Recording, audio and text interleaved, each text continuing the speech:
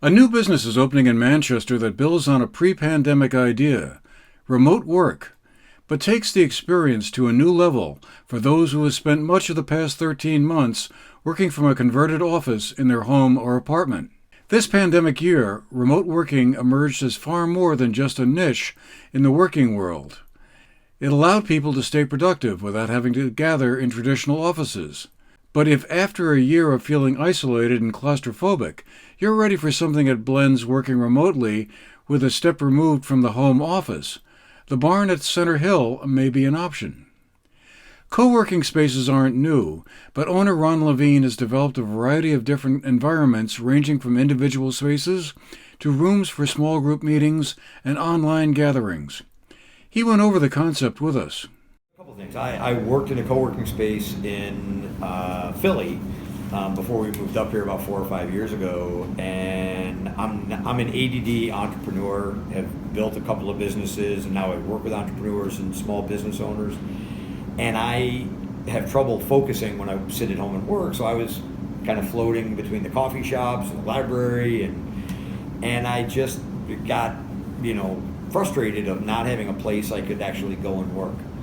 And after talking to, seeing the same people kind of on that same rotation, I started thinking about, the problem. The problem is there's not a flexible space for people to work. And, the basic of entrepreneurship is find a problem, solve it, and see if people will pay you for it. And so I had the bright idea of trying to find a space for a co-work. This space was available, so I bought the barn, and pre-COVID started laying out how to finish it and all that, and COVID hit. We kind of pivoted to where we've actually built more private office, because that's now more popular, where people want their own space.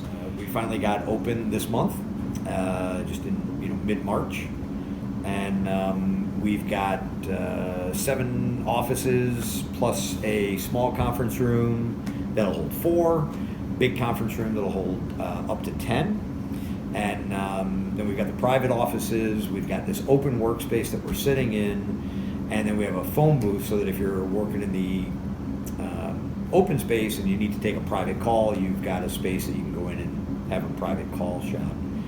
And then we built out the kitchen and coffee, and we pulled a piece of fiber. It's actually a fiber optic line that we brought in, so we have the killer Wi-Fi and great coffee and all that kind of stuff. And then did the build out, and had a lot of fun designing it and laying it out and trying to figure out what would work and what wouldn't. Still don't know whether it'll all work or not.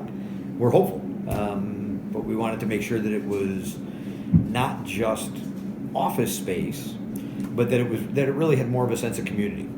We've had everything in here from what we call day trippers, who are people who just need a space for one day, all the way up to people who have taken an office and are private office members that are now bringing in their own furniture and making the space their own. For the GNAT-TV News Project, I'm Andrew McKeever.